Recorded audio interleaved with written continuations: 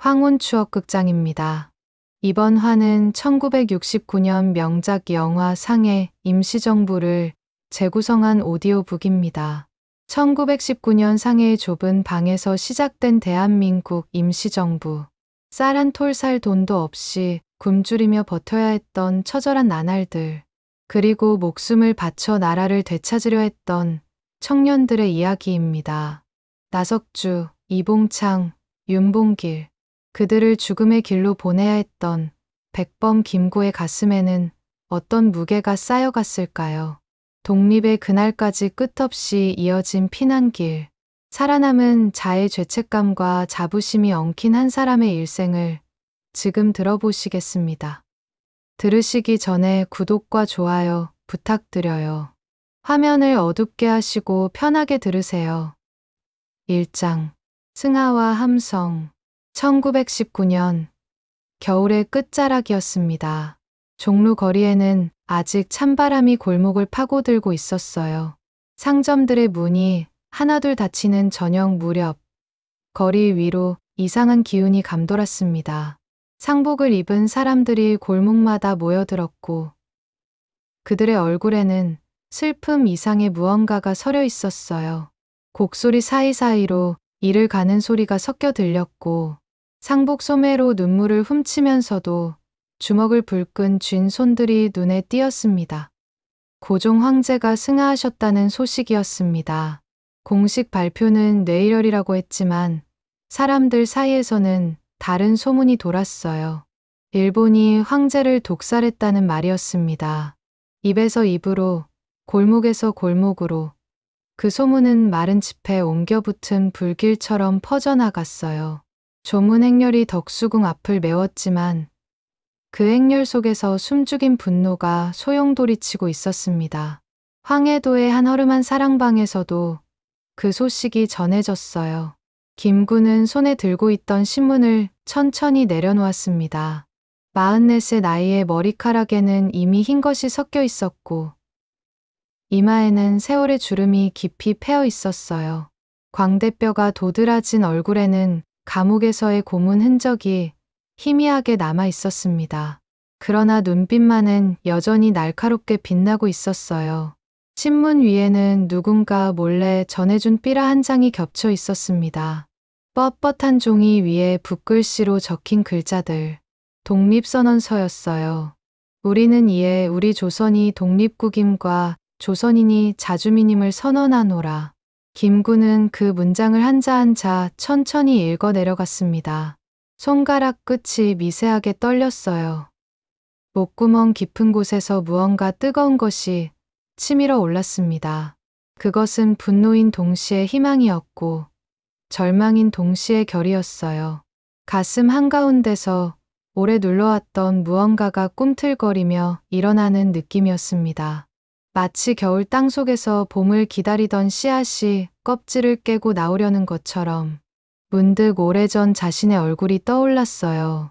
25살이던 1896년 치아포 나루터에서 일본인 스치다를 처단했던 날이었습니다. 국모 명성황후를 시해한 원수를 갚겠다는 일념으로 칼을 휘둘렀던 젊은 청년 김창수. 그때의 피 냄새가 아직도 코끝에 어른거리는 것 같았어요.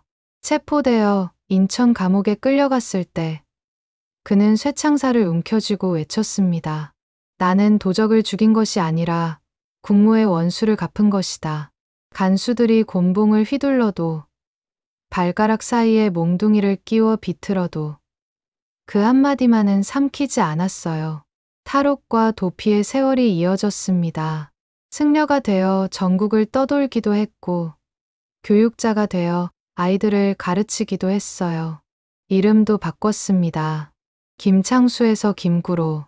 구괴인은 거북이라는 뜻이었어요. 느리지만 끈질기게 끝까지 살아남는 거북이. 그 이름처럼 살아왔습니다. 그러나 가슴 속의 불꽃은 한 번도 꺼진 적이 없었어요. 단지 때를 기다리고 있었을 뿐입니다. 3월 1일이 되었습니다. 전국 각지에서 함성이 터져 나왔어요. 서울 탑골공원에서 시작된 만세 소리는 평양으로, 의주로, 진남포로 전국 방방곡곡으로 퍼져나갔습니다. 장터마다 사람들이 모여들었고 태극기가 펄럭였어요.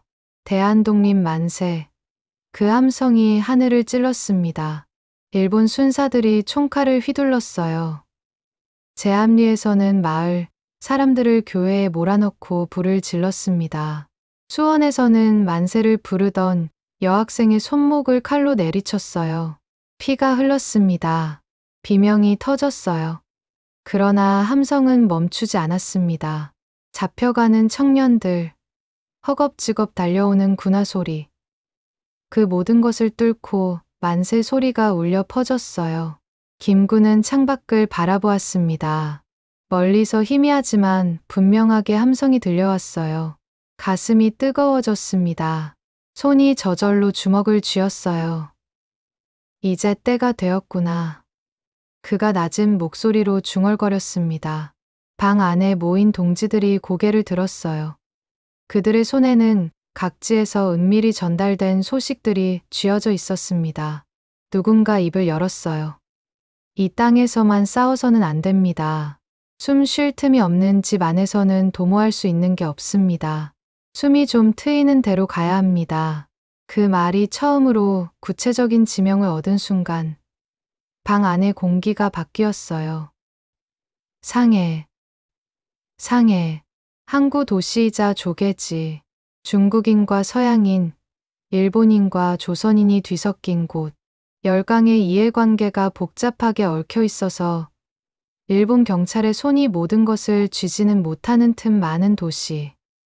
그곳에 정부를 세운다는 발상은 무모했습니다. 그러나 그 무모한 만큼 절실한 희망이기도 했어요. 나라가 사라진 자리에 나라의 혼이라도 세워야 한다. 그 혼이 자리 잡을 곳이 바로 상해였습니다. 김구는 천천히 일어섰어요. 창밖으로 어둠이 내려앉고 있었습니다. 멀리서 개 짖는 소리가 들려왔고 골목에는 등불 하나 없이 어둠만이 가득했어요. 그러나 그의 눈에는 이상하게도 빛이 서려 있었습니다. 상해로 갑시다. 거기서 나라를 다시 세웁시다. 그 한마디가 새로운 시작을 알렸습니다. 25해 전 치아포에서 시작된 길이 이제 바다 건너 머나먼 땅으로 이어지려 하고 있었어요. 2장. 상해로 가는 배. 밤이 깊어가고 있었습니다. 김구는 집으로 돌아와 조용히 짐을 챙겼어요. 낡은 보따리 하나에 옷가지, 몇 벌과 세수 도구를 넣었습니다. 평생 모은 것이 그것뿐이었어요.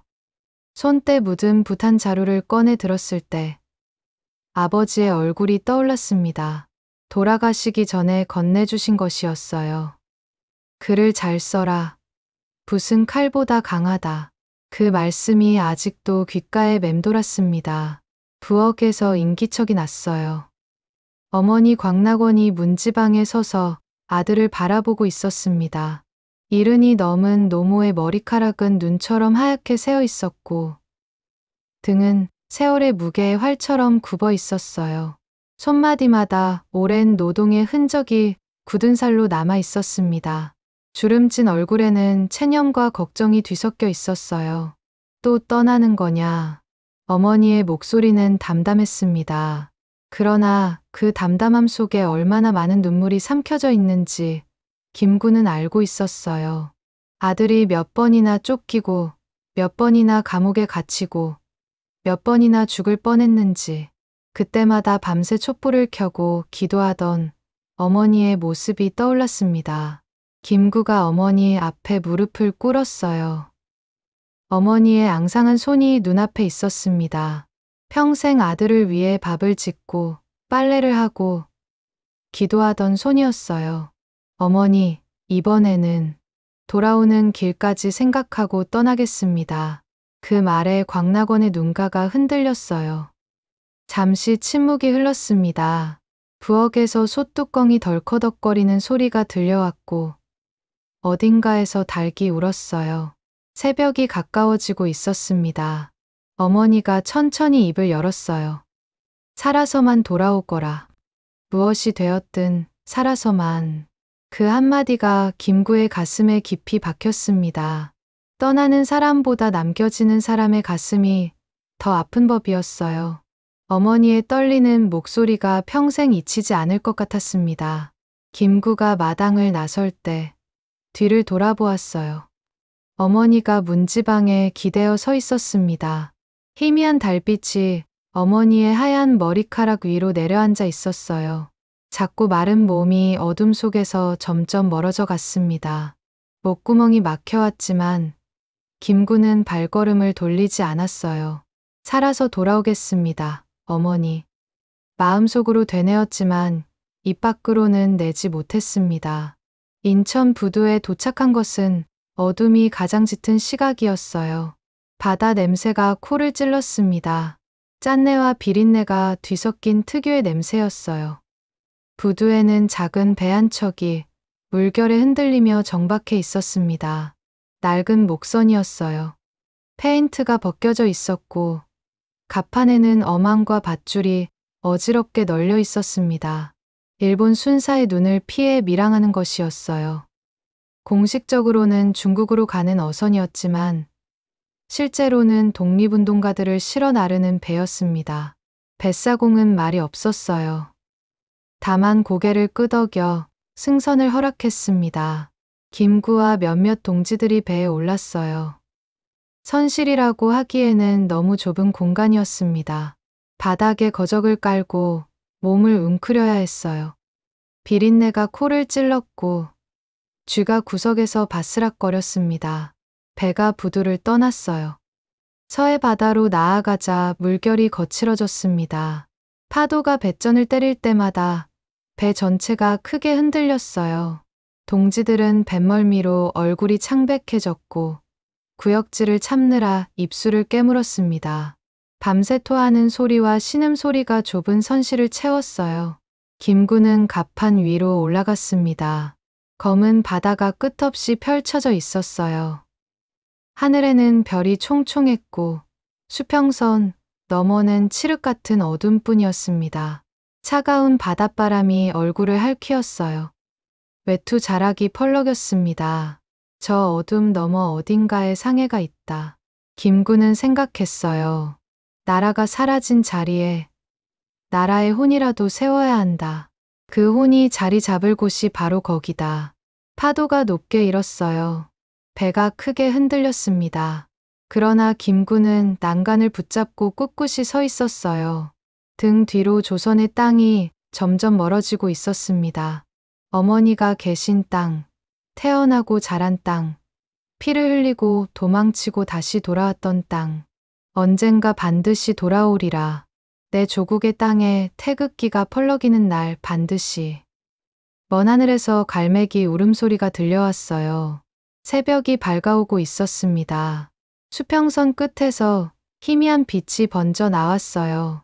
붉은 빛과 주황빛이 뒤섞인 여명이었습니다. 김구는 동쪽 하늘을 바라보았어요. 그 빛이 마치 새로운 시작을 알리는 것 같았습니다. 3장 대한민국이라는 이름. 상해에 도착한 것은 4월 중순이었습니다. 황포강 부두에 배가 닿았을 때 김구는 난간에 서서 낯선 도시를 바라보았어요. 강물은 흙빛으로 탁했고 부두에는 온갖 냄새가 뒤섞여 있었습니다. 생선 비린내, 석탄 연기, 향신료 냄새, 그리고 사람들의 땀 냄새. 중국인 짐꾼들이 무거운 짐을 지고 분주하게 오갔고 인력거꾼들이 손님을 부르는 소리가 여기저기서 들려왔어요. 거리로 나서자 더 큰 충격이 밀려왔습니다. 전차가 덜컹거리며 지나갔고 양복 입은 서양인들이 지팡이를 짚고 걸었어요. 장삼을 걸친 중국인들과 기모노를 입은 일본인들이 같은 거리를 오갔습니다. 청나라의 그림자와 서양의 색채가 공존하는 낯설고 혼란스러운 도시였어요. 간판들은 중국어와 영어, 프랑스어로 뒤섞여 있었고 거리마다 다른 나라의 깃발이 펄럭였습니다. 프랑스 조개지 안쪽으로 들어갔어요. 좁은 골목이 미로처럼 이어져 있었습니다. 낡은 벽돌집들이 다닥다닥 붙어 있었고 빨랫줄에 걸린 옷가지들이 골목 위로 널려 있었어요. 어딘가에서 아이 우는 소리가 들려왔고 중국어로 다투는 목소리가 창문 너머로 새어 나왔습니다. 허름한 2층 건물 앞에서 발걸음을 멈췄어요. 간판도 없고 표식도 없는 건물이었습니다. 창문에는 두꺼운 커튼이 드리워져 있었고 창틈으로 희미한 불빛만 새어 나왔어요. 계단을 올라 문을 두드리자 안에서 조심스러운 발소리가 들려왔습니다. 누구시오? 황해도에서 왔소. 백범이라고 하면 알 것이오. 잠시 후 문이 열렸어요. 좁은 방 안에 수십 명의 사람이 둘러앉아 있었습니다. 이동영, 안창호, 이시영, 신규식, 전국 각지에서 모여든 독립운동가들이었어요. 그들의 얼굴에는 피로와 결의가 함께 서려 있었습니다. 4월 10일, 임시의정원이 구성되었어요. 좁은 방 안에 등잔불이 켜졌습니다. 바닥에는 낡은 돗자리가 깔려 있었고 벽에는 누군가 손으로 그린 지도가 걸려 있었어요. 사람들이 빙 둘러앉았습니다. 담배 연기가 천장에 자욱하게 피어올랐고 낮은 목소리로 논쟁이 오갔어요. 국호를 무엇으로 할 것인가. 방 안에 놓인 등잔불이 흔들렸습니다. 누군가는 대한제국을 고집했고 누군가는 조선공화국을 주장했어요. 오래된 이름과 새로운 이름이 뒤엉켰습니다. 논쟁이 길어졌어요. 목소리가 높아졌다가 낮아졌다가를 반복했습니다. 김구가 조용히 입을 열었어요.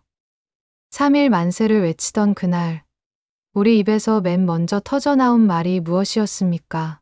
방 안이 잠시 조용해졌습니다.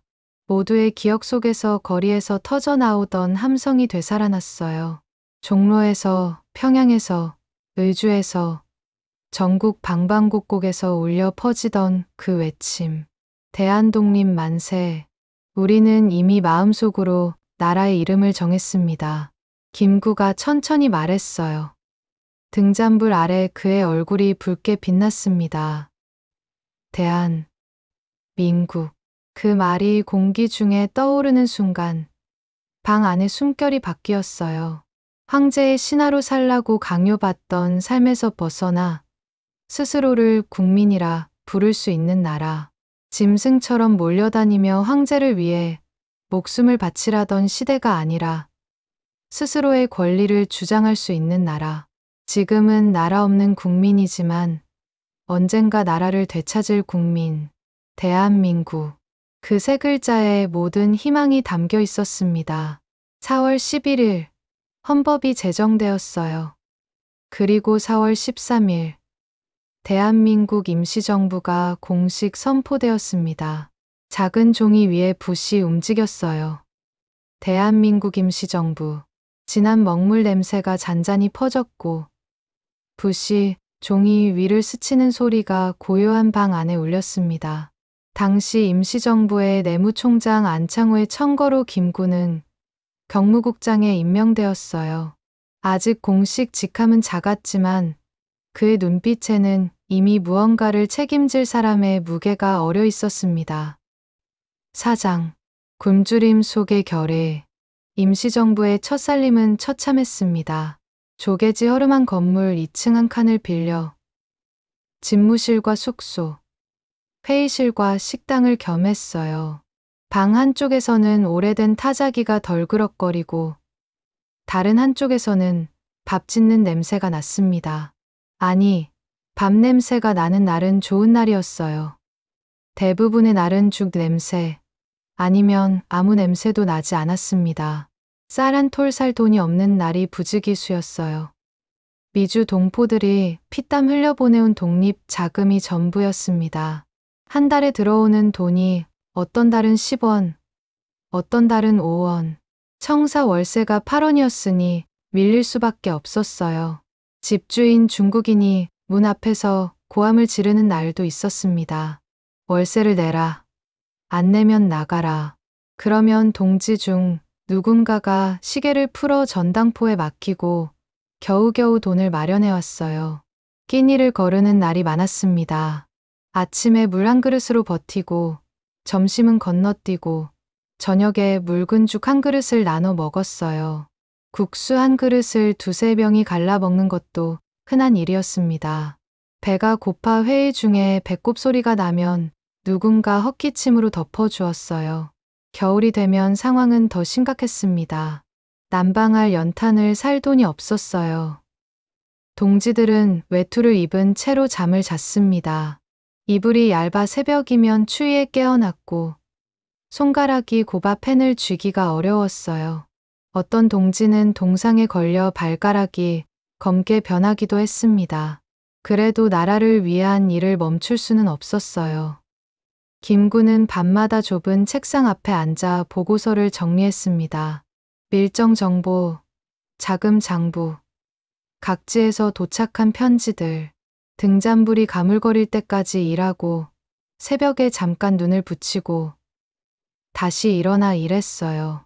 배가 고팠지만 내색하지 않았습니다. 자신이 약한 모습을 보이면 젊은 동지들의 마음이 흔들릴까봐 일본은 쉬지 않고 압박해왔습니다. 밀정을 침투시켰어요. 동지인 줄 알았던 사람이 적의 첩자로 밝혀지는 일이 잦았습니다. 회의 내용이 새어나갔고 자금 이동 경로가 노출되었어요. 어느 날 갑자기 일본 경찰이 들이닥쳐 동지를 끌고 가는 일도 있었습니다. 끌려간 동지의 빈자리가 방 한 구석에 덩그러니 남아있을 때 남은 사람들은 아무 말도 하지 못했어요. 그럴 때마다 김구의 가슴에는 돌덩이가 하나씩 쌓이는 것 같았습니다. 살아남았다는 안도감과 함께 밀려오는 죄책감. 왜 나는 여기 있고 그는 끌려갔는가? 내가 그 자리에 있었어야 하는 것은 아닌가? 그런 생각이 밤마다 머리를 짓눌렀어요. 어느 밤 문이 거칠게 두드려졌습니다. 경무국장님, 일본 쪽에서 움직임이 심상치 않습니다. 급히 들어온 부하가 보고했어요. 밀정이 침투했다는 소식. 나카지마라고 알려진 일본 경찰 출신 첩자가 상해거리에 모습을 드러냈다는 정보가 동시에 들어왔습니다. 김구의 등줄기로 식은땀이 흘렀어요. 임시정부의 좁은 방 안은 단숨에 숨막히는 긴장으로 가득 찼습니다. 지금 우리가 움직이지 않으면 영원히 쫓기기만 할 것입니다. 김구가 천천히 일어섰어요. 등잔불 아래 그의 그림자가 벽에 길게 드리워졌습니다. 이제부터는 우리가 그들을 피해 다니는 것이 아니라 그들을 앞질러야 합니다. 목소리는 낮았지만 또렷했어요. 이 방에서 정한 이름이 저들의 보고서에서는 불운 단체로만 적힐 것입니다. 그러니 우리가 남길 기록은 종이 위의 글씨가 아니라 조선 땅과 일본 땅에 남길 행동이어야 합니다. 방 안에 사람들이 숨을 죽였어요. 김구의 눈빛이 달라져 있었습니다. 더 이상 수비만 하는 눈이 아니었어요. 공격을 준비하는 눈이었습니다. 그날 이후 김구의 마음속에는 새로운 생각이 싹 텄어요. 수비만 해서는 안 된다. 세계가 부정할 수 없는 행동을 보여주어야 한다. 적의 심장부를 향해 폭탄을 던져야 한다. 그것만이 조선의 독립 의지를 전 세계에 알리는 길이다. 세월이 흘렀습니다. 김구의 머리카락에 흰 것이 늘어갔고 얼굴에 주름이 깊어졌어요. 그러나 가슴 속의 불꽃은 여전했습니다. 그는 기다렸어요. 함께 싸울 사람들을, 목숨을 바칠 각오가 된 청년들을, 그들이 나타나기를.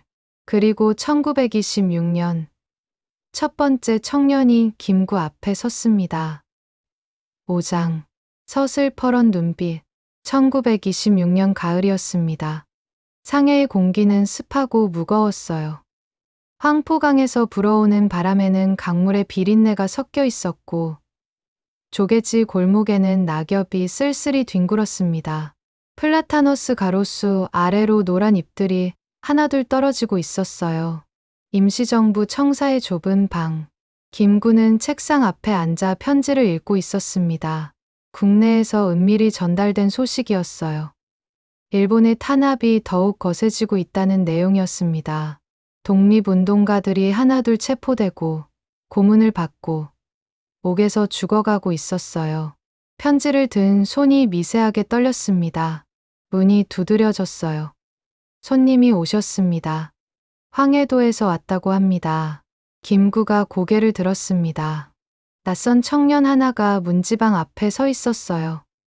단단히 다져진 체구의 불꽃 같은 눈빛. 나이는 30 무렵으로 보였습니다.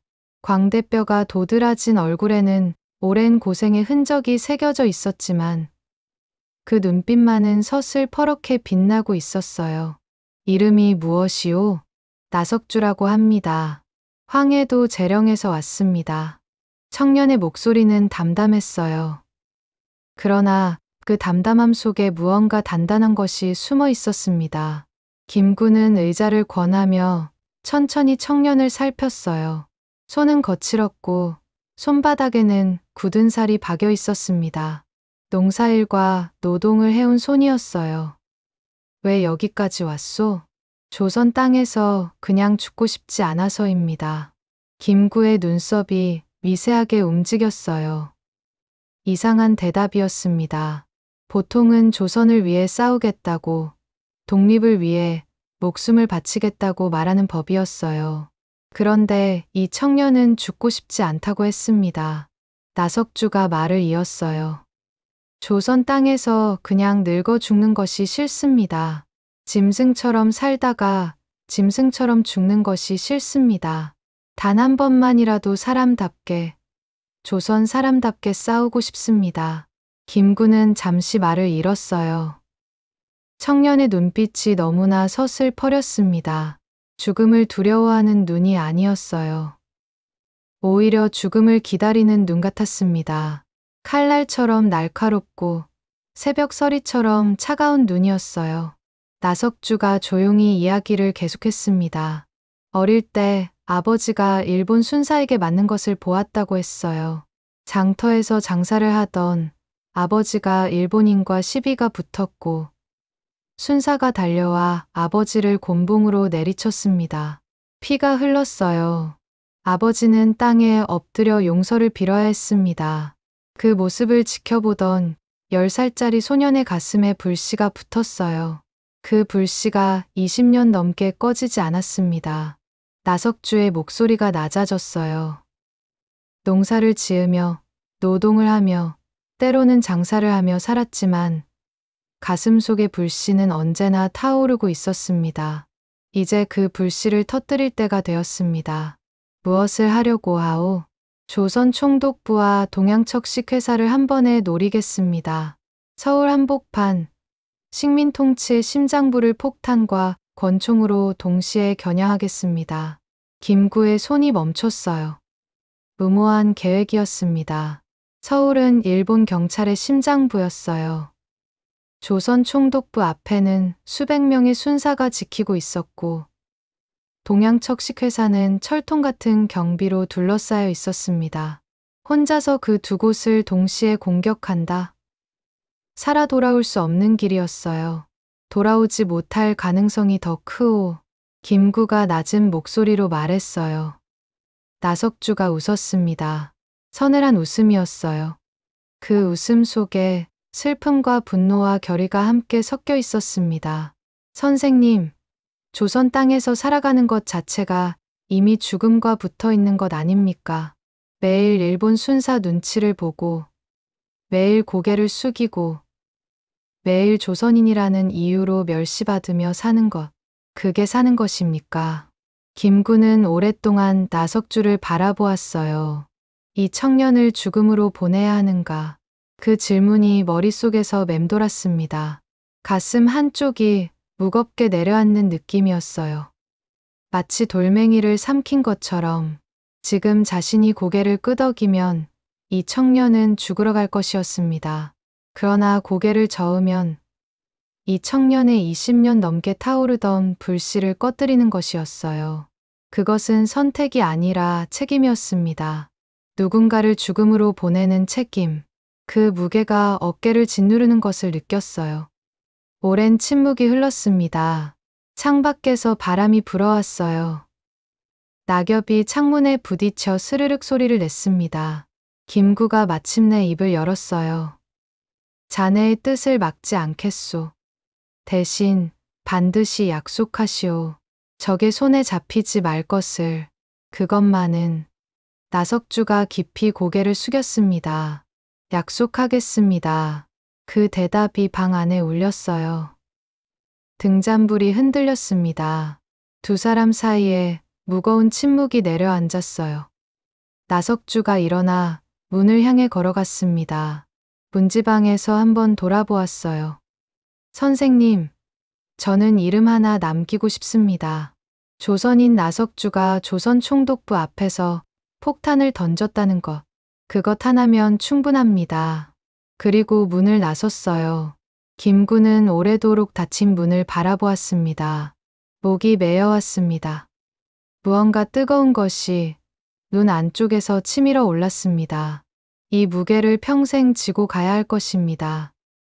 6장 조선 총독부의 총성 1926년 12월 28일이었습니다. 서울은 겨울의 한복판이었어요. 밤새 내린 눈이 거리를 하얗게 덮었고 지붕 위에는 고드름이 주렁주렁 매달려 있었습니다. 사람들은 속옷을 껴입고 코를 붉히며 거리를 오갔어요. 입김이 하얗게 피어올랐고 발밑에서 눈이 뽀드득 소리를 냈습니다. 오전 10시경 남대문 일대 거리에는 평소처럼 사람들이 오가고 있었어요. 장사꾼들이 좌판을 펼치고 있었고 인력거꾼들이 손님을 기다리며 발을 동동 굴렀습니다. 일본인 순사 몇 명이 거리를 순찰하며 지나갔어요. 평범한 겨울 아침이었습니다. 그 거리 위로 한 사내가 걸어가고 있었어요. 평범한 두루마기를 입고 겹삿갓을 눌러 쓴 모습이었습니다. 걸음걸이는 느긋했고 표정은 담담했어요. 그러나 두루마기 안쪽에는 권총 두 자루와 폭탄이 숨겨져 있었습니다. 심장이 거세게 뛰었지만 얼굴에는 아무런 동요도 드러나지 않았어요. 나석주였습니다. 오늘 아침 숙소를 나설 때 거울에 비친 자신의 얼굴을 한참 들여다보았어요. 이것이 마지막으로 보는 내 얼굴인가. 그렇게 생각하니 오히려 마음이 차분해졌습니다. 두려움은 없었어요. 오히려 20년을 기다려온 순간이 마침내 왔다는 기쁨 비슷한 것이 가슴에 차올랐습니다. 동양척식 회사 건물이 보였어요.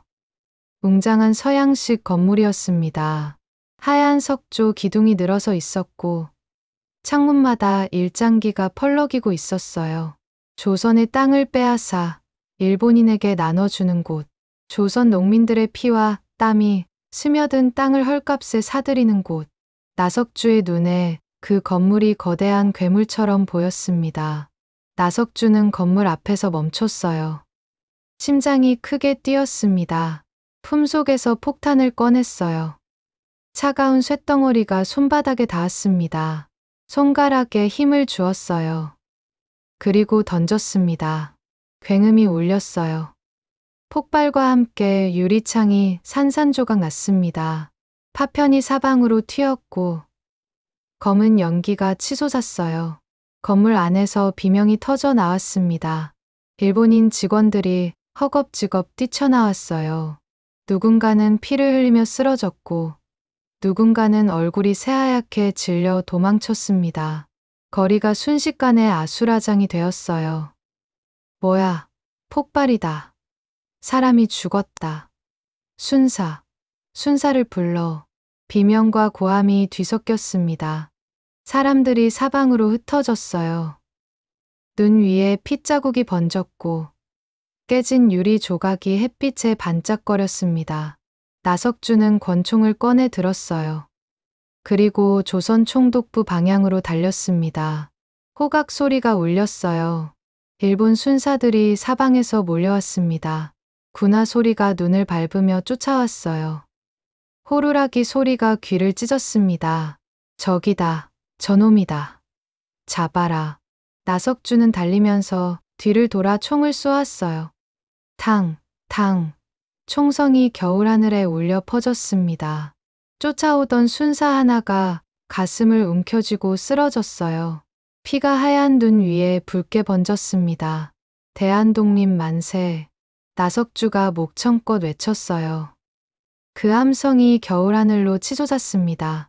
거리의 조선인들이 멈춰서서 그를 바라보았어요. 누군가의 눈에서 눈물이 흘러내렸습니다. 드디어 조선 총독부 건물이 보였어요. 거대한 돔 지붕이 하늘을 찌르고 있었습니다. 조선을 짓밟는 자들의 심장부. 나석주는 달리면서 품에서 두 번째 폭탄을 꺼냈어요. 건물을 향해 던졌습니다. 굉음이 다시 울렸어요. 통쾌한 폭발음이었습니다. 건물 정면에 유리창이 박살났고 돌조각이 사방으로 튀었어요. 나석주는 그 굉음을 등 뒤에 두고 달렸습니다. 그러나 일본군의 추격은 빨랐어요. 탕, 탕, 탕. 총성이 등 뒤에서 울렸습니다. 나석주의 다리에 불이 붙는 듯한 통증이 번졌어요. 총을 맞은 것이었습니다. 허벅지에서 뜨거운 피가 흘러내렸어요. 무릎이 꺾였습니다. 그는 하얀 눈 위에 쓰러졌어요. 차가운 눈이 얼굴에 닿았습니다. 하늘이 보였어요. 맑고 푸른 겨울 하늘이었습니다. 아름다웠어요. 이것이 마지막으로 보는 하늘이구나. 그렇게 생각하니 이상하게 마음이 평화로웠습니다. 일본 순사들이 달려오는 소리가 들렸어요. 군화가 눈을 밟는 소리가 점점 가까워졌습니다. 거친 숨소리, 욕설, 고함. 이 조센징 놈, 움직이지 마. 나석주는 품에서 권총을 꺼냈어요. 손이 떨렸습니다. 피가 손잡이를 적셨어요. 그러나 손가락은 정확히 방아쇠 위에 얹혔습니다. 김구와의 약속이 떠올랐어요.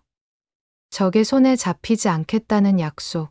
총구를 자신의 관자놀이에 겨누었습니다. 마지막으로 파란 하늘을 올려다보았어요.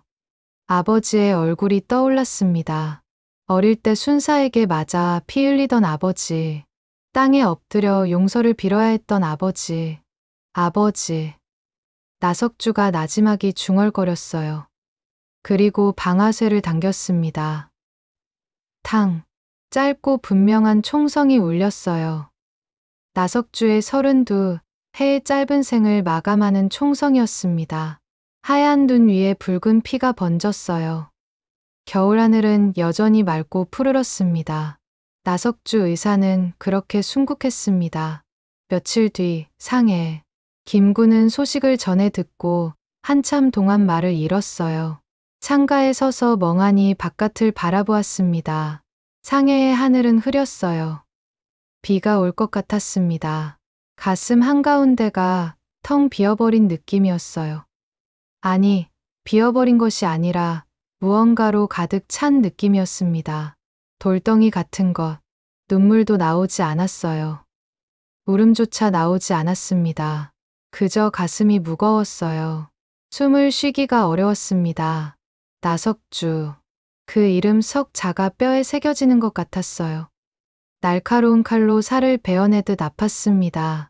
이 젊은이를 죽음으로 보낸 것은 나인가? 아니면 이 젊은이 스스로 택한 길인가? 그 질문이 머릿속을 떠나지 않았어요. 대답은 나오지 않았습니다. 밤이 되자 김구는 작은 수첩을 꺼냈어요. 첫 페이지에 이름을 적었습니다. 나석주. 그리고 그 이름 아래 작은 점을 하나 찍었어요. 창밖에서 빗소리가 들려왔습니다. 상해에 밤비가 내리고 있었어요. 그 빗소리가 마치 누군가의 울음소리 같았습니다. 7장. 비 오는 날의 청년. 다시 5년의 세월이 흘렀습니다. 1931년 12월. 상해의 겨울은 습하고 우울했어요. 비가 내리는 날이 많았고 골목에는 물웅덩이가 고여 있었습니다. 하늘은 잿빛 구름으로 가득했고 해가 드는 날이 드물었어요. 임시정부의 형편은 여전히 어려웠습니다. 자금은 늘 바닥이었어요. 어떤 달은 쌀을 살 돈이 없어서 3일 동안 물만 마시고 버텼습니다. 젊은 동지 하나가 굶주림을 견디지 못해 쓰러졌고 병원에 데려갈 돈이 없어서 방 한 구석에 누워 쉬는만 하다가 겨우 회복했어요. 청사 월세는 석 달째 밀려 있었고 집주인이 매일같이 찾아와 고함을 질렀습니다. 김구의 머리카락에는 흰 것이 부쩍 늘어 있었어요. 49에서 54이 되었습니다. 얼굴의 주름은 더 깊어졌고 눈가에는 피로가 짙게 서려 있었어요. 밤마다 나석주의 얼굴이 꿈에 나타났습니다. 하얀 눈 위에 피를 흘리며 쓰러지던 그 모습이 어느 비 오는 저녁이었어요. 임시정부 청사의 문을 두드리는 소리가 났습니다. 조심스러운 노크 소리였어요. 문을 열자 젊은 청년이 서 있었습니다. 비에 젖은 코트, 젖은 머리카락, 물방울이 뺨을 타고 흘러내리고 있었어요. 초췌한 차림새였지만 눈빛은 맑았습니다. 실례합니다. 백범 선생님을 찾아뵙고 싶습니다. 누구시오? 이봉창이라고 합니다. 32살입니다. 김구는 청년을 사무실 안으로 들였어요.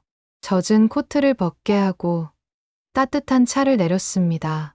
청년은 차를 두 손으로 감싸 쥐고 한참 동안 말이 없었어요. 창밖에서 빗소리가 들려왔습니다. 그래, 무슨 일로 나를 찾아왔소? 나라를 찾기 위해 제가 할 수 있는 일이 무엇인지 알고 싶습니다. 이봉창의 이력은 특이했어요. 일본에서 오래 살았다고 했습니다. 오사카 공장에서 일했고 요코하마 항에서도 일했어요. 일본 이름을 쓰며 일본인 행세를 했고 일본어를 유창하게 했습니다. 그동안 어디에 있었소? 일본 땅에 있었습니다. 이봉창이 대답했어요. 목소리에 슬픔이 배어 있었습니다. 그들의 말도 배우고 그들의 옷도 입고 그들의 공장에서 일했습니다. 일본인처럼 살았습니다. 그래야 먹고 살 수 있었으니까요. 청년은 잠시 말을 멈췄어요. 창밖의 빗소리가 방 안을 채웠습니다. 그런데 아무리 그들처럼 살아도 저는 결코 그들이 될 수 없었습니다. 조선인이라는 이유로 공장에서 가장 힘든 일을 맡았고 가장 적은 품삯을 받았습니다. 거리에서 일본인이 지나가면 고개를 숙여야 했고 모든 자리에서는 늘 말석에 앉아야 했습니다. 이봉창의 손이 미세하게 떨렸어요. 어느 날 깨달았습니다. 아무리 일본 이름을 쓰고 일본어를 하고 일본 옷을 입어도 저는 영원히 조선인입니다. 그들에게는 영원히 2등 인간입니다. 그래서 결심했습니다. 일본 이름으로 살았으니 조선 이름으로 죽겠다고. 이봉창이라는 이름 석 자를 제 손으로 역사에 남기겠다고. 김구의 가슴이 저렸어요. 나석주가 떠올랐습니다. 5년 전 이 방에서 비슷한 눈빛으로 앉아있던 그 청년이, 또 한 명의 젊은이가 죽음의 길을 자청하고 있었습니다. 자네에게 부탁할 일이 있소. 그러나 시간이 필요하오. 조금 기다려줄 수 있겠소? 이봉창이 고개를 끄덕였습니다. 기다리겠습니다. 그날이 올 때까지. 비는 밤새 내렸습니다. 8장 도쿄행 열차. 1932년 1월이 되었습니다. 도쿄에서 천황이 관병식에 참석한다는 정보가 들어왔어요. 1월 8일 궁성 앞에서 열리는 행사였습니다. 김구는 이봉창을 불렀어요. 작은 방 안에서 두 사람이 마주 앉았습니다. 탁자 위에는 지도 한 장이 펼쳐져 있었어요. 도쿄 궁성 일대의 약도였습니다. 천황의 마차가 지나갈 경로가 붉은 선으로 표시되어 있었어요. 천황이 관병식에 참석하고 돌아올 때 마차 행렬에 폭탄을 던지시오. 성공하면 일본의 심장을 겨누는 것이고 실패하더라도 세계의 조선의 독립 의지를 알리는 것이 될 것이오. 이 길은 돌아올 수 없는 길일 수도 있소. 김구가 낮은 목소리로 말했어요. 이봉창이 웃었습니다. 담담한 웃음이었어요. 돌아오지 못해도 제 이름이 어딘가에 남는다면 그게 처음으로 제 이름을 제대로 쓰는 날이 되지 않겠습니까? 김구의 목이 메었습니다. 대답할 말을 찾지 못했어요. 자신은 수십 년을 싸워도 아직 이 좁은 방 안에서 숨만 쉬고 있는데 이 젊은이는 자신의 모든 호흡을 단 한순간에 쏟아 넣겠다고 말하고 있었습니다. 이봉창이 떠나는 날이 되었어요. 상해의 항구의 안개는 유난히 짙었습니다. 김구는 먼 발치에서 이봉창의 등을 바라보았어요. 청년은 평범한 중산복을 입고 있었습니다. 그 안에 폭탄이 숨겨져 있었어요. 돌아올 수 있다면 꼭 돌아오시오. 김구의 목소리가 떨렸어요. 이봉창이 돌아보았습니다. 맑은 눈이었어요. 선생님, 저는 오늘부터 처음으로 제 이름으로 삽니다. 일본 이름이 아니라 조선 이름으로, 이봉창으로. 1월 8일 도쿄 궁성 앞에서 관병식이 열렸습니다. 수천 명의 군인이 도열해 있었고 군악대가 행진곡을 연주했어요. 일장기가 펄럭였고 만세 소리가 하늘을 찔렀습니다. 이봉창은 군중 속에 섞여 있었어요. 손에는 보자기에 싼 폭탄이 들려 있었습니다. 심장이 빠르게 뛰었지만 얼굴은 평온했어요. 천황의 마차가 지나갔습니다. 마차가 가까워졌어요. 이봉창은 품에서 폭탄을 꺼냈습니다. 그리고 던졌어요. 폭음이 울렸습니다. 마차 옆에서 폭탄이 터졌어요. 연기가 치솟았고 비명이 터져 나왔습니다. 군중이 혼비백산했어요. 일본군들이 순식간에 달려왔습니다. 그러나 천황은 다치지 않았어요. 폭탄이 빗나간 것이었습니다. 이봉창은 현장에서 체포되었어요. 달아나지 않았습니다. 그 자리에 서서 당당히 자신의 이름을 밝혔어요. 나는 조선인 이봉창이다. 체포된 이봉창은 도쿄 경시청으로 끌려갔습니다. 좁은 취조실에서 일본 형사들이 몰려들었어요. 곤봉이 내리쳤고 주먹이 날아왔습니다. 피가 흘렀어요. 그러나 이봉창은 입을 다물지 않았습니다. 왜 이런 짓을 했나? 형사가 고함을 질렀어요. 짓이라니요. 나라를 되찾으려 한 것입니다. 이봉창이 피를 뱉으며 대답했어요. 목소리는 흔들리지 않았습니다. 누가 시켰나? 배우가 누구냐? 배우는 3천만 조선 동포입니다. 또 곤봉이 내리쳤어요. 갈비뼈가 부러지는 소리가 났습니다. 그래도 이봉창은 굴하지 않았어요. 재판이 열렸습니다. 법정에 선 이봉창은 초췌했지만 눈빛은 살아있었어요. 판사가 물었습니다. 피고인은 천황폐하를 해치려 한 것을 인정하는가? 인정합니다. 그리고 후회하지 않습니다. 왜 그런 짓을 했나? 나라를 빼앗긴 백성이 원수를 치는 것은 당연한 일입니다. 법정이 술렁였어요. 일본인 방청객들이 분노에 찬 눈으로 이봉창을 노려보았습니다. 그러나 이봉창은 미동도 하지 않았어요. 사형 선고가 내려졌습니다. 1932년 10월 10일 이봉창은 이치가야 형무소에서 교수형에 처해졌어요. 32해의 짧은 생이 끝났습니다. 마지막 순간까지 그는 당당했어요. 교수대에 오르면서도 만세를 외쳤습니다. 대한독립 만세.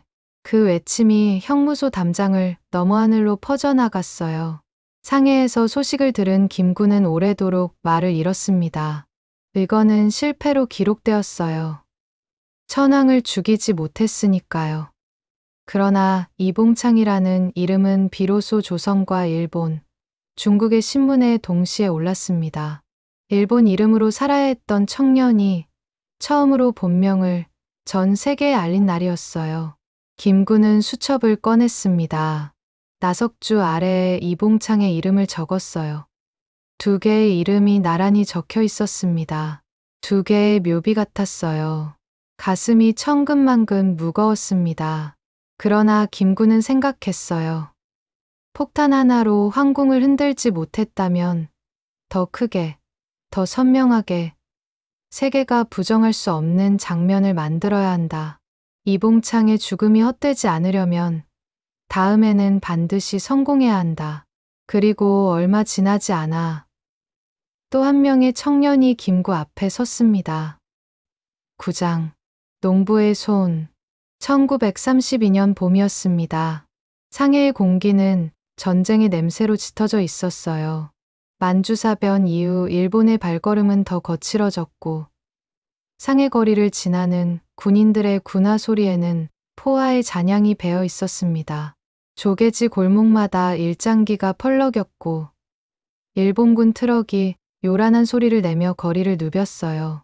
상해사변이 터진 것이었습니다. 일본군이 상해를 공격했고 중국군과 치열한 전투가 벌어졌어요. 포성이 밤마다 울렸고 하늘에는 검은 연기가 피어올랐습니다. 피난민들이 조개지로 몰려들었고 거리에는 불안한 눈빛이 가득했어요. 그런 어느 날이었습니다. 임시정부 청사에 젊은 청년이 찾아왔어요. 25살의 농부였습니다. 충남 예산 출신. 이름은 윤봉길.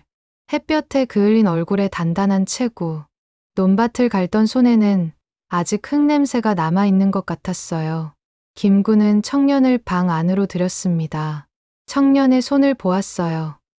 손바닥에는 굳은 살이 두텁게 박여 있었고 손등은 햇볕에 거칠게 갈라져 있었습니다. 농사일을 해온 손이었어요. 땅을 파고 씨를 뿌리고 곡식을 거두던 손이었습니다. 무슨 일로 찾아왔소? 선생님, 저는 싸움터에서 칼을 휘둘러 본 적도 없습니다. 윤봉길이 자신의 손바닥을 펼쳐 보이며 말했어요. 논밭을 갈던 손입니다. 호미와 괭이를 쥐던 손입니다. 하지만 지금 이 손으로 밥이 아닌 다른 것을 한번 나르고 싶습니다. 김구는 그 청년을 바라보았어요. 농부의 소박함이 배어있는 얼굴이었습니다. 그러나 동시에 땅에 뿌린 씨앗이 언젠가 싹을 틔우리라는 기다림을 아는 사람의 눈빛이었어요. 조급함이 없었습니다. 흔들림도 없었어요. 왜 이 길을 택하려 하시오? 윤봉길은 잠시 생각에 잠겼어요. 농사를 지을 때 배운 게 있습니다. 씨앗 하나를 심으면 100개의 열매가 맺힙니다. 봄에 뿌린 씨앗이 가을에 풍성한 결실을 맺지요. 제 한 몸이 씨앗이 될 수 있다면 언젠가 100명, 1000명의 독립군이 일어나지 않겠습니까? 김구의 가슴이 뜨거워졌어요. 이봉창의 의거가 실패한 지 얼마 되지 않았습니다. 또 한 명의 젊은이를 죽음으로 보내야 하는가? 죽는 것이 두렵지 않소? 죽는 건 누구나 한 번은 하는 거지요. 다만 어떤 자리에서 어떤 이름으로 죽느냐? 그게 다르지 않겠습니까? 나석주가 떠올랐어요. 이봉창이 떠올랐어요. 두 사람의 얼굴이 겹쳐 보였습니다. 그리고 지금 또 한 명의 청년이 같은 눈빛으로 앉아 있었어요. 며칠 뒤 첩보가 들어왔습니다. 4월 29일 상해 홍커우 공원에서 일본군 승전 기념식이 열린다는 것이었어요. 상해사변에서 승리한 일본군이 대대적인 축하 행사를 연다고 했습니다. 시라카와 대장, 노무라 중장, 우에다 중장, 시게미스 공사, 일본 제국의 심장부가 한자리에 모이는 날이었어요. 김구는 윤봉길에게 도시락 상자와 물통을 건넸습니다. 겉보기에는 평범한 도시락과 물통이었어요. 그러나 그 안에는 밥 대신 폭탄이, 물 대신 기폭장치가 들어 있었습니다. 윤봉길이 그것을 받아들었어요. 그의 손은 전혀 떨리지 않았습니다. 마치 정말 도시락을 받는 듯한 차분한 손이었어요. 이것으로 충분합니다. 농부의 도시락이 일본 장군들의 밥상을 엎어버리겠습니다. 김구는 그 말에 가슴이 아렸지만 옅은 미소로 청년의 결기를 마주했습니다. 10장 홍커우의 폭음 1932년 4월 29일 아침이었습니다. 상해의 하늘은 맑았어요. 봄바람이 부드럽게 불었고 플라타너스 가로수에는 연두빛 새잎이 돋아나고 있었습니다. 평화로운 봄날처럼 보였어요. 그러나 홍커우 공원 일대에는 살벌한 긴장감이 감돌고 있었습니다. 공원은 일본인들로 가득했어요. 붉은 깃발이 펄럭이고 군악대가 행진곡을 연주했습니다. 일장기가 하늘 높이 휘날렸고 만세 소리가 울려 퍼졌어요. 기모노를 입은 일본 여인들이 부채를 흔들었고 양복을 차려입은 일본 신사들이 시가를 피우며 웃었습니다. 상해사변의 승리를 자축하는 축제 분위기였어요. 단상 위에는 일본군 장성들과 고위 관리들이 도열해 있었습니다. 시라카와 대장이 중앙에 서 있었어요. 훈장이 주렁주렁 달린 군복을 입고 거드름을 피우고 있었습니다. 그 옆에 노무라 중장, 우에다 중장, 시게미스 공사, 일본 제국의 핵심부가 한자리에 모여 있었어요. 군중 속에 초라한 중산복을 입은 청년이 서 있었습니다. 윤봉길이었어요. 손에는 도시락 상자가 들려 있었습니다. 평범한 구경꾼처럼 보였어요. 손바닥에 땀이 배어 있었지만 눈빛은 맑았습니다. 떨림은 없었어요. 오늘 아침 윤봉길은 김구와 마지막으로 마주했습니다. 두 사람은 서로의 손목 시계를 교환했어요. 윤봉길이 그리하자고 했습니다. 사실 윤봉길의 손목 시계가 더 좋았어요. 김구의 낡은 시계를 윤봉길의 새 시계와 바꿨습니다. 선생님 시계가 더 낫습니다. 그러니 제가 가져가겠습니다. 윤봉길이 편안하게 웃으며 말했어요. 저는 1시간밖에 안 쓸 텐데요. 1시간. 그 말이 김구의 가슴에 박혔습니다. 이 젊은이에게 남은 시간은 1시간이었어요.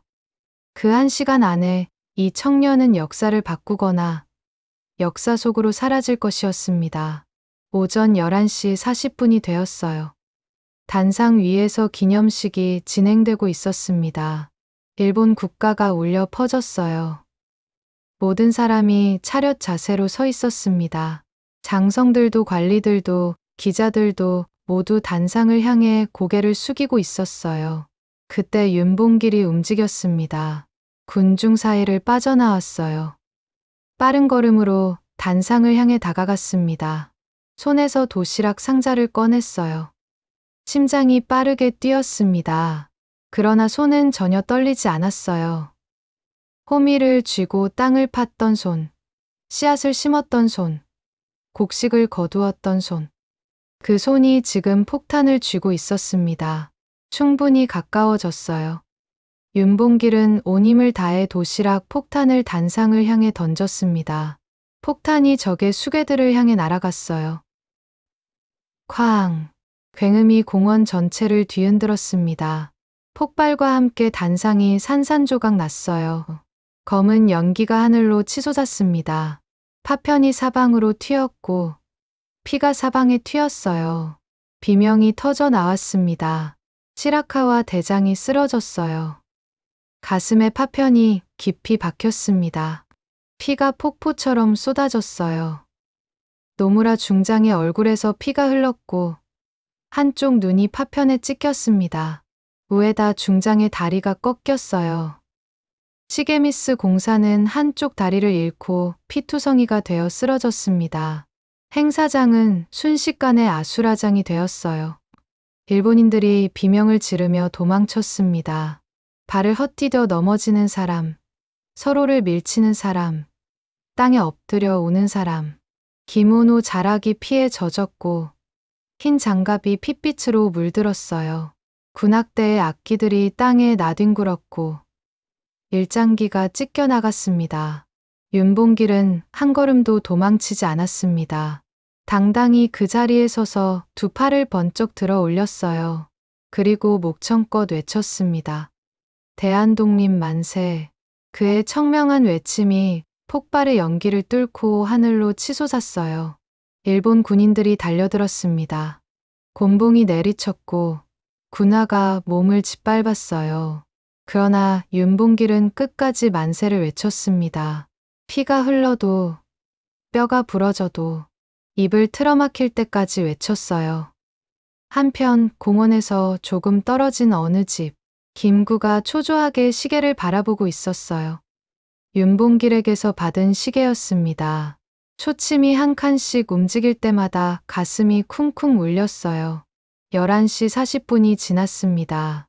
그리고 멀리서 폭음 소리가 들려왔어요. 창문이 덜컹거렸습니다. 그 소리가 여기까지 들린다는 것은 폭발이 상당히 컸다는 뜻이었어요. 되었다. 그가 해냈다. 김구가 낮게 중얼거렸습니다. 곧 정갈이 도착했어요. 홍커우 공원, 폭탄 투척, 일본군 장성 및 관리 다수 사망, 중상, 시라카와 대장 사망 확실, 조선인 청년 윤봉길 체포. 이번에는 실패가 아니었습니다. 작전은 대성공이었어요.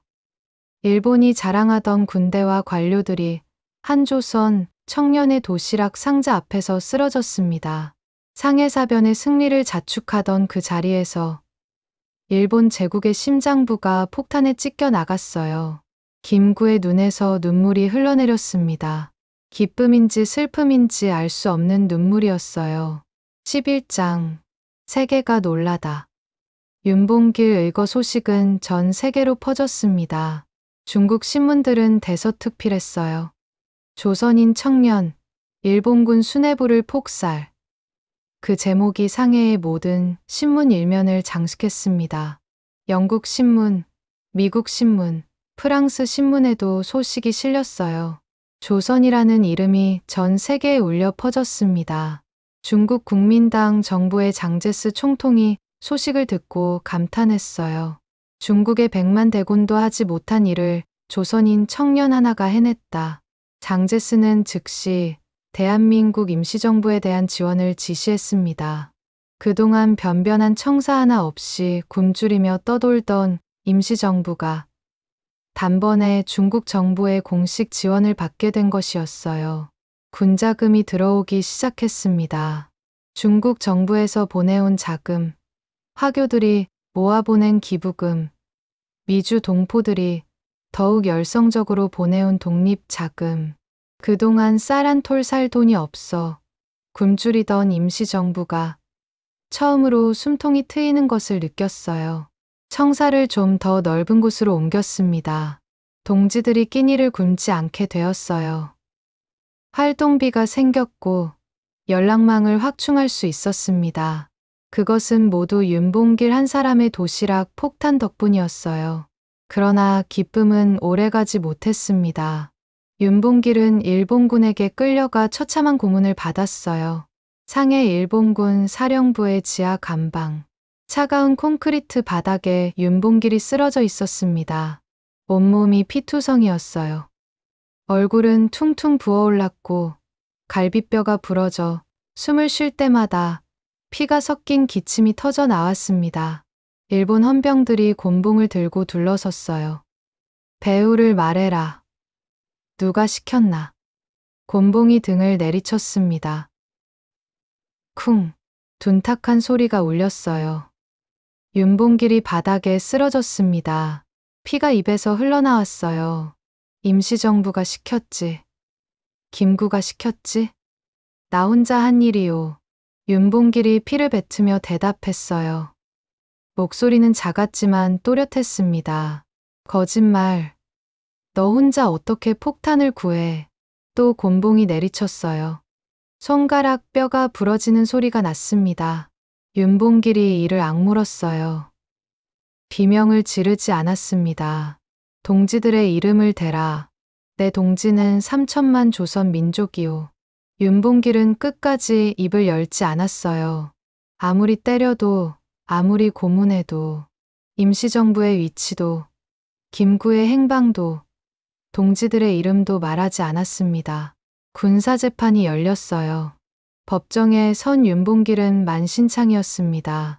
그러나 눈빛만은 살아 있었어요. 피고인은 왜 그런 짓을 했는가? 판사가 물었습니다. 나라를 빼앗긴 백성으로서 당연히 해야 할 일을 했을 뿐입니다. 후회하지 않는가? 후회는 하지 않습니다. 다만 한 가지, 더 많은 놈들을 쓰러뜨리지 못한 것이 아쉬울 뿐입니다. 법정이 술렁이었어요. 일본인 방청객들이 분노에 찬 눈으로 노려보았습니다. 그러나 윤봉길은 미동도 하지 않았어요. 1932년 12월 19일, 일본 가나자와 차가운 겨울날이었습니다. 눈이 내리고 있었어요. 처형장에는 일본 군인들이 도열해 있었고 기자들이 카메라를 들고 서 있었습니다. 윤봉길이 끌려 나왔어요. 손이 뒤로 묶여 있었고 옷은 남루했습니다. 그러나 고개는 꼿꼿이 세워져 있었어요. 처형대 앞에 무릎을 꿇었습니다. 차가운 땅이 무릎에 닿았어요. 눈발이 얼굴 위로 떨어졌습니다. 윤봉길이 마지막으로 외쳤어요. 대한독립 만세. 총성이 울렸습니다. 윤봉길이 쓰러졌어요. 25해의 짧은 생이 끝났습니다. 하얀 눈 위에 붉은 피가 번졌어요. 상해에서 소식을 들은 김구는 조용히 자리에서 일어나 밖으로 걸어 나갔습니다. 어둠이 내려앉은 골목을 정처 없이 걸었어요. 발걸음도 마음도 무거웠습니다. 내가 이 젊은이에게 무엇을 준 것일까? 김구가 중얼거렸어요. 죽음일까? 아니면 이름일까? 나석주, 이봉창, 윤봉길. 세 청년의 이름이 가슴에 새겨졌습니다. 세 개의 묘비가 마음속에 세워졌어요. 밤이 되자 김구는 작은 수첩을 꺼냈습니다. 세 이름이 나란히 적혀 있었어요. 그 이름들 아래에 작은 점을 하나씩 찍었습니다. 창밖에서 빗소리가 들려왔어요. 상해의 밤비가 내리고 있었습니다. 12장 끝없는 피난길. 윤봉길 의거 이후 상해 정세는 급격히 변했습니다. 중국인들의 존경을 얻었지만 동시에 일본의 탄압도 거세졌어요. 일본 경찰과 밀정들이 임시정부 청사 근처를 배회했고 암살 위협이 날마다 들려왔습니다. 일본 총영사관에서 현상금을 걸었어요. 김구의 목에 60만 원. 당시로서는 천문학적인 금액이었습니다. 더 이상 상해에 있을 수 없습니다. 김구는 결단했어요. 임시정부는 다시 짐을 싸야 했습니다. 상해를 떠났어요. 밤의 어둠을 틈타배에 올랐습니다. 황포강의 검은 물결이 출렁였고 멀리서 백고동 소리가 울렸어요. 13년을 머물던 도시를 떠나야 했습니다. 남경으로 갔어요. 중국 정부의 도움으로 남경에 임시 거처를 마련했습니다. 그러나 그곳에서도 오래 머물 수 없었어요. 일본군이 남하하고 있었습니다. 전선이 점점 가까워졌어요. 다시 짐을 쌌습니다. 남경에서 장사로, 장사에서 광주로, 광주에서 유주로, 지도 위에 피난 경로가 끝없이 이어졌어요. 중국 대륙을 가로질러 끝없이 이동했습니다. 일본군의 폭격을 피해 밤에만 이동했어요. 산길을 걸었고 강을 건넜습니다. 때로는 동굴에서 밤을 새워야 했어요. 폭격기가 머리 위를 지나갈 때마다 숨을 죽이고 엎드렸습니다. 폭탄이 떨어지는 소리가 멀리서 울렸고 땅이 흔들렸어요. 그 와중에 어머니 광락원이 상해로 오셨습니다. 이른이 훨씬 넘은 노모였어요. 아들이 걱정되어 바다를 건너온 것이었습니다. 김구는 어머니를 모시고 피난길에 올랐어요. 병든 동지들은 들것에 실려갔습니다. 열이 나고 기침을 하는 사람, 다리를 절며 겨우 걷는 사람, 어린아이들은 어머니의 등에 엎혀 울었어요. 배가 고프다고, 다리가 아프다고. 그러나 멈출 수 없었습니다. 광락원의 건강이 점점 나빠졌어요. 피난길의 고생을 견디기에는 너무 연로하셨습니다.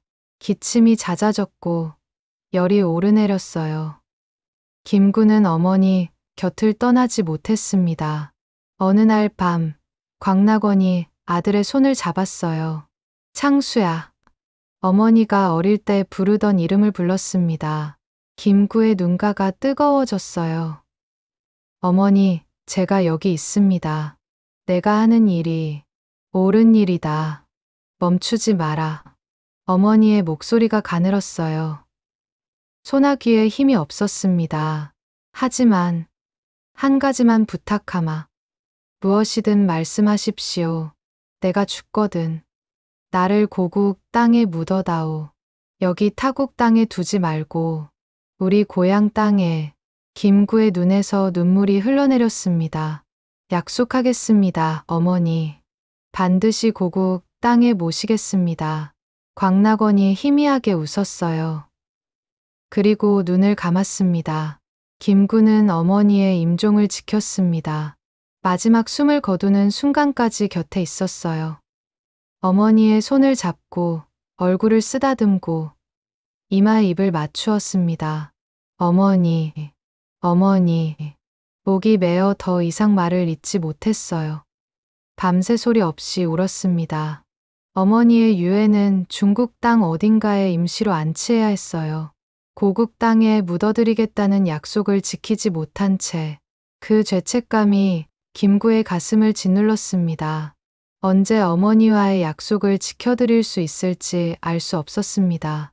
1940년 마침내 대한민국 임시정부는 중경에 도착했어요.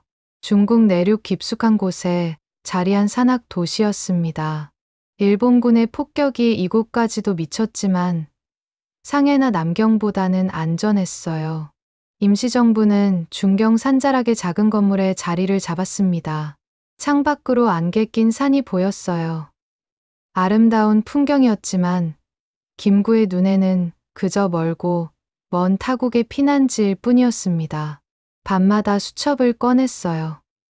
나석주, 이봉창, 윤봉길, 그리고 피난길에서 쓰러진 동지들의 이름이 빼곡히 적혀 있었습니다. 이제 세계는 더 큰 전쟁에 빠져들고 있었어요. 유럽에서 총소리가 울렸고 태평양에서 함포 소리가 울렸습니다. 그 요동 속에서 김구는 기다리고 준비했습니다. 언젠가 올 그날을, 조선이 해방되는 그날을. 13장, 라디오 속 한 문장. 시간은 흘러 1945년 여름이 되었습니다. 세계는 거대한 전쟁의 소용돌이 속에 있었어요. 유럽의 도시들이 폭격으로 무너지고 태평양 한복판에서 전함들이 침몰했습니다. 인류 역사상 가장 참혹한 전쟁이었어요. 중경 산자락의 임시정부 청사. 허름한 건물 한쪽 방에는 낡은 라디오 한 대가 자리 잡고 있었어요. 안테나는 군데군데 감은 철사로 겨우 버티고 있었고 나무 케이스는 달아색이 발에 있었습니다. 그러나 그 작은 상자에서 흘러나오는 소식이 세계의 방향을 알려주었어요. 8월 6일 소식이 전해졌습니다. 미국이 일본 히로시마에 새로운 종류의 폭탄을 떨어뜨렸다는 것이었어요. 원자폭탄이라고 했습니다. 도시 하나가 단번에 잿더미가 되었다고 했어요. 8월 9일 또 다른 소식. 나가사키에도 같은 폭탄이 떨어졌어요. 그리고 소련이 일본에 선전포고를 했습니다. 일본 제국이 흔들리고 있었어요. 임시정부 청사에는 묘한 긴장감이 감돌았습니다. 무언가 큰 변화가 다가오고 있다는 것을 모두가 느끼고 있었어요. 그러나 섣불리 기대하지 못했습니다. 26년 동안 너무 많은 좌절을 겪었어요. 8월 15일 정오가 되었습니다. 라디오에서 잡음이 섞인 소리가 흘러나왔어요. 일본 방송이었습니다. 모두가 숨을 죽이고 라디오 앞에 모였어요. 좁은 방 안에 10여 명이 빼곡히 들어찼습니다. 떨리는 목소리가 라디오에서 흘러나왔습니다. 일본 천황의 목소리였어요. 잡음 사이로 끊어지듯 들려왔습니다. 일본어를 잘하는 동지가 천천히 통역했어요. 짐은 연합국에 대한 공동 선언을 수락한다. 항복이었습니다. 일본이 항복했어요. 방 안이 술렁였습니다. 누군가 숨을 크게 들이쉬었고 누군가는 손으로 입을 막았어요. 믿기지 않는다는 표정이었습니다. 26년을 기다린 순간이었어요. 아니, 36년이었습니다. 1910년 나라를 빼앗긴 그날부터 36년. 누군가 먼저 외쳤어요. 만세. 그 한마디가 물꼬를 텄습니다. 대한독립 만세. 사람들이 얼싸안고 울었어요. 누군가는 바닥에 주저앉아 통곡했고 누군가는 하늘을 향해 두 손을 뻗었습니다. 웃음과 울음이 뒤섞였어요. 36년 동안 눌러왔던 감정이 한꺼번에 터져 나왔습니다. 김구는 라디오 앞에 앉은 채 움직이지 못했어요. 손이 천천히 떨렸습니다. 눈앞이 흐려졌어요. 항복. 그 한 단어가 머릿속에서 맴돌았습니다. 끝났구나. 입술 사이로 깊은 숨이 새어나왔어요.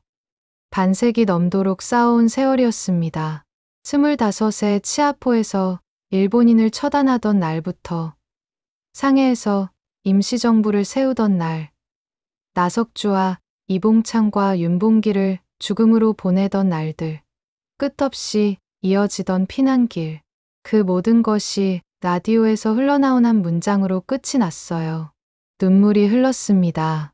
기쁨의 눈물인지 슬픔의 눈물인지 알 수 없었어요. 아마 둘 다였을 것입니다. 기쁨과 슬픔이 한 몸처럼 엉켜 가슴을 가득 채웠어요. 창밖에서 함성이 들려왔습니다. 중경거리에서도 만세 소리가 울려 퍼지고 있었어요. 온 도시가 들썩였습니다. 김구는 천천히 일어났어요. 다리에 힘이 없었습니다. 일은 가까운 나이에 반평생을 싸워온 몸이었어요. 그러나 가슴 속에서는 무언가 뜨거운 것이 솟아오르고 있었습니다. 밖으로 나갔어요. 중경의 하늘은 맑았습니다. 여름 햇살이 눈부시게 쏟아지고 있었어요. 세상이 어제와 똑같은데 완전히 달라 보였습니다. 이제 돌아갈 수 있다. 고국 땅으로, 빼앗겼던 그 땅으로. 14장. 별빛 아래 부르는 이름. 밤이 되었습니다. 낮 동안의 환호가 가라앉고 중경에는 고요한 어둠이 내려앉았어요. 임시정부 청사 안에서는 동지들이 술잔을 기울이며 기쁨을 나누고 있었습니다. 웃음소리와 노랫소리가 새어나왔어요. 김구는 홀로 마당으로 나왔습니다. 맨발로 흙을 밟았어요. 차가운 흙의 감촉이 발바닥에 전해졌습니다. 살아있다는 것을 확인하는 느낌이었어요. 아직 살아있다. 광복을 보았다. 고개를 들어 하늘을 올려다보았어요. 중경의 밤하늘에는 별이 총총히 떠 있었습니다. 맑은 여름밤이었어요. 은하수가 하늘을 가로질러 흐르고 있었고 수천 개의 별이 반짝이고 있었습니다. 김구는 그 별들을 바라보았어요. 문득 생각났습니다. 이 별빛 아래서 먼저 떠난 사람들도 같은 하늘을 보았을 것이라고. 나석주도, 이봉창도, 윤봉길도, 그들이 마지막으로 올려다본 하늘에도 이런 별이 떠 있었을까요? 입술이 움직였어요. 조용히 이름을 불렀습니다. 나석주. 조선 총독부 앞에서 폭탄을 던지고 하얀 눈 위에 피를 흘리며 쓰러졌던 청년. 적의 손에 잡히지 않겠다며 스스로 목숨을 끊었던 그 눈빛이 떠올랐어요. 이봉창. 도쿄에서 천황의 마차를 향해 폭탄을 던지고 교수대에서 만세를 외치며 순국했던 청년. 처음으로 제 이름으로 삽니다. 라고 말하던 그 목소리가 귓가에 맴돌았어요.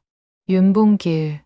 홍커우 공원에서 도시락 폭탄을 던지고 1시간밖에 안 쓸 텐데요. 라며 웃던 청년. 고문을 당하면서도 끝까지 동지들의 이름을 말하지 않았던 그 입술이 떠올랐어요. 듣고 있소? 김구가 하늘을 향해 물었어요. 우리가 해냈소. 그대들이 뿌린 씨앗이 마침내 열매를 맺었소.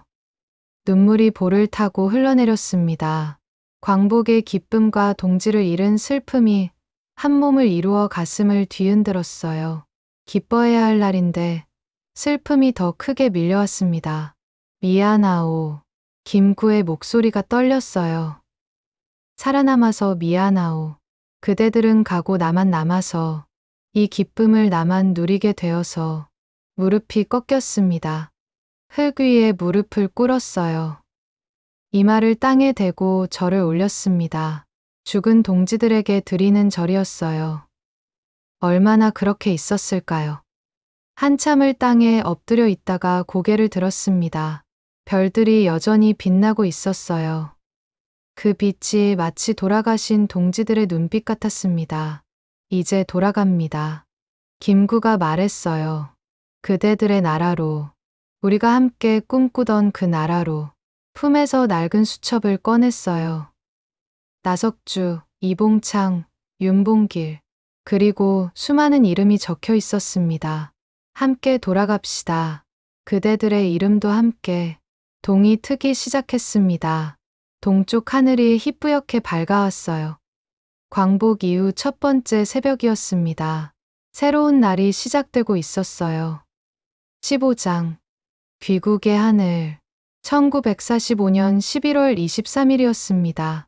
상해 공항에는 이른 아침부터 사람들이 모여 있었어요. 중국 국민당 정부에서 보낸 의장대가 도열해 있었고 군악대가 대기하고 있었습니다. 기자들이 카메라를 들고 분주하게 움직였어요. 대한민국 임시정부 주석 김구의 귀국이었습니다. 중국 정부는 김구를 국가 수반으로 예우했어요.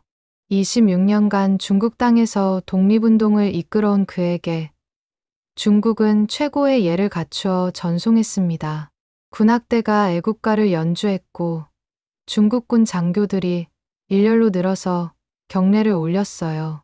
김구는 활주로를 걸어갔습니다. 일은 가까운 노인이었어요. 흰 머리카락, 깊은 주름, 굽은 등. 그러나 눈빛만은 여전히 살아있었습니다. 한 발 한 발 내디딜 때마다 26년의 세월이 주마등처럼 스쳐 지나갔어요. 1919년 봄, 인천 부두에서 밀항선에 몸을 실었던 44세 청년. 상해 골목의 좁은 방에서 임시정부를 세우던 날, 나석주와 악수하던 손의 온기, 이봉창을 떠나보내던 안개 낀 항구, 윤봉길에게 시계를 건네봤던 아침, 폭격을 피해 밤길을 걷던 피난의 나날들, 어머니의 임종을 지키던 밤, 그 모든 것이 이 순간을 위한 것이었습니다. 비행기 트랩 앞에서 김구가 멈췄어요. 뒤를 돌아보았습니다. 중국 땅이 눈에 들어왔어요. 26년을 보낸 땅, 동지들을 묻은 땅, 어머니의 유해가 잠든 땅, 반드시 돌아오겠습니다. 김구가 낮은 목소리로 중얼거렸어요. 어머니를 고국 땅에 모시러 비행기에 올랐습니다. 창밖으로 중국 땅이 점점 멀어졌어요. 구름 사이로 대륙의 산하가 보였습니다. 양쯔강이 은빛으로 빛났고 산맥이 끝없이 이어졌어요. 비행기가 높이 올라갔습니다. 창밖은 구름 바다였어요. 하얀 구름이 끝없이 펼쳐져 있었습니다. 그 위로 푸른 하늘이 광활하게 펼쳐져 있었어요. 김구는 품에서 낡은 수첩을 꺼냈습니다. 첫 페이지를 펼쳤어요. 나석주, 이봉창, 윤봉길, 세 이름이 적혀 있었습니다. 그리고 그 아래로 수많은 이름이 빼곡히 적혀 있었어요. 펜을 꺼냈습니다. 이름들 옆에 조그맣게 두 글자를 더 적었어요. 광복, 빛을 되찾다. 그 두 글자가 적히는 순간 눈가가 뜨거워졌어요. 그대들 보고 있소? 입술 사이로 깊은 숨이 새어나왔습니다. 우리가 해냈소. 그대들이 던진 폭탄의 끝에 정말로 이날이 왔소. 그러나 마음 한켠에서는 서늘한 느낌이 스며들고 있었어요. 소식이 들려오고 있었습니다. 38선을 경계로 나라가 두 개로 나뉜다는 말. 북쪽에는 소련이, 남쪽에는 미국이 들어왔다는 말. 같은 독립운동가들 사이에서도 서로 다른 깃발을 드는 사람들이 있다는 말. 우리는 하나의 나라를 꿈꾸며 싸웠는데 김구의 이마에 주름이 깊어졌어요. 비행기가 고도를 낮추기 시작했습니다. 창밖으로 무언가 어렴풋이 보이기 시작했어요. 흐릿한 선이었습니다. 점점 또렷해졌어요. 조선의 땅이었습니다. 26년 만에 보는 고국이었어요. 그리운 땅, 빼앗겼던 땅, 되찾은 땅. 눈물이 볼을 타고 흘러내렸습니다. 어머니, 김구의 입술이 떨렸어요. 아들이 돌아갑니다. 살아서 돌아갑니다. 어머니 광락원은 이미 세상을 떠났어요. 아들이 돌아오는 것을 보지 못하고 살아서만 돌아오라던 그 약속을 지켰지만 그 약속을 들어줄 사람은 없었습니다. 비행기가 김포비행장에 착륙했어요. 트랩이 내려졌습니다. 문이 열렸어요. 고국의 공기가 얼굴을 스쳤습니다. 차갑고 맑은 11월의 공기였어요. 냄새가 달랐습니다. 중국의 공기와는 다른 익숙하면서도 낯선 공기. 김구가 트랩을 내려왔습니다. 발이 고국 땅에 닿는 순간 무릎에서 힘이 빠졌어요. 26년 만이었습니다. 44에 떠났던 사람이 70이 되어 돌아왔습니다. 환영 인파가 몰려 있었어요. 김구 선생 만세. 함성이 울렸습니다. 사람들이 태극기를 흔들었어요. 눈물을 흘리는 사람들이 있었습니다. 김구는 천천히 고개를 들었어요. 고국의 하늘이 보였습니다. 맑고 푸른 하늘이었어요. 이 하늘 아래서 다시 시작해야 했습니다. 16장 미완의 꿈. 서울 땅에서의 첫 밤이었습니다. 김구는 숙소 창가에 앉아 서울의 밤하늘을 올려다보았어요. 별이 보였습니다. 중경에서 보던 별과 같은 별이었어요. 그러나 이곳은 고국이었습니다. 낡은 수첩을 다시 펼쳤습니다. 나석주, 이봉창, 윤봉길, 그리고 수많은 이름. 한 명 한 명 천천히 읽어 내려갔어요. 마지막 페이지에 펜으로 한 줄을 적었습니다. 우리가 찾은 나라는 그대들의 나라다. 펜을 내려놓고 창밖을 바라보았어요. 그런데 어딘가 어색한 거리감이 느껴졌습니다. 자신이 꿈꾸던 광복은 이런 것이 아니었어요. 38선 너머는 이미 다른 세상이 되어 있었고 정치인들은 서로 다른 목소리를 내고 있었습니다. 하나의 나라를 되찾았는데 이미 두 개의 나라가 되어가고 있었어요. 내가 앞으로 어떤 길을 택하든 김구가 조용히 기도했어요. 그대들의 이름을 더럽히지 않도록 나를 붙들어 다오. 김구의 인생은 이 뒤에도 여러 굴곡을 겪게 됩니다. 남북 협상을 위해 평양을 방문하기도 하고 분단을 막으려 백방으로 노력하기도 했어요. 어머니 광락원의 유해를 고국으로 모셔와 효창공원에 안장했습니다. 그 약속만은 지켰어요. 그러나 끝내 분단을 막지 못했고 1949년 6월 26일 경교장에서 총탄에 쓰러지게 됩니다. 그 이야기는 또 다른 날을 위해 남겨두기로 해요. 1969년 영화상의 임시정부의 이야기는 여기서 한번 숨을 고릅니다. 상해의 좁은 골목에서 시작된 조그만 정부. 쌀 한 톨 살 돈도 없이 굶주리며 버텼던 나날들. 나석주의 서슬퍼런 눈빛, 이봉창의 맑은 미소, 윤봉길의 농부의 손. 폭격을 피해 밤길을 걷던 끝없는 피난길. 어머니의 마지막 유언. 그리고 마침내 귀국의 하늘까지. 그 모든 장면을 통과해 온 사람 하나. 백범 김구. 그가 마지막으로 집필한 백범일지에는 이렇게 적혀 있습니다. 나는 우리나라가 세계에서 가장 아름다운 나라가 되기를 원한다. 가장 부강한 나라가 되기를 원하는 것은 아니다. 오직 한없이 가지고 싶은 것은 높은 문화의 힘이다. 그의 눈에 비친 세상은 늘 잿빛과 푸른빛이 섞여 있었어요. 절망의 잿빛, 희망의 푸른빛. 그 두 빛깔 사이에서 평생을 걸었습니다. 광복의 환호가 지나간 뒤 그의 마음속에는 한 문장이 또렷이 남았어요. 나는 성공한 혁명가가 아니라 미완의 꿈을 남긴 한 사람일 뿐이다. 그러나 그 미완의 꿈이 있었기에 상해 임시정부의 작은 방에서 시작된 대한민국이라는 세 글자가 지금까지도 사람들 입에 오르내립니다. 나라를 위해 죽는 것도 어렵지만 나라를 위해 끝까지 살아있는 것도 어렵다. 상해 임시정부의 이야기는 결국 이 한 문장을 귀에 남깁니다. 살아남은 자의 죄책감과 자부심, 기쁨과 두려움이 함께 엉킨 혼란한 숨. 그 숨을 끝까지 이어붙인 한 사람의 삶이 상해라는 도시 위, 임시정부라는 이름 아래 천천히 펼쳐졌다가 조용히 접혀갑니다. 그러나 그 접힌 종이 한 장이 지금 우리가 펼쳐보는 대한민국이라는 책의 첫 페이지 어딘가에 분명히 끼워져 있다는 것만은 부정할 수 없습니다. 미완의 꿈이었지만 그 꿈이 오늘의 대한민국을 만들었습니다. 지금까지 황혼추억극장이었습니다.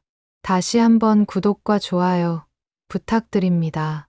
끝까지 청취해 주셔서 고맙습니다.